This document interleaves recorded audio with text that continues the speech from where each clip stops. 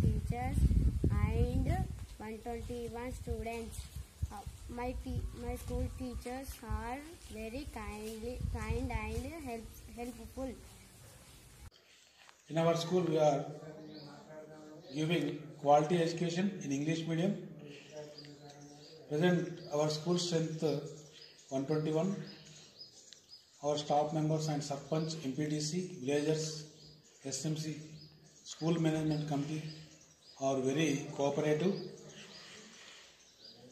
They donated smart TV and painted the school. Now our school is very beautiful atmosphere. The children are very enjoyed joyful learning. We got 7 Gurukula seats and my staff members and working hard for children, all round development, and also last year at the time 75 admissions came.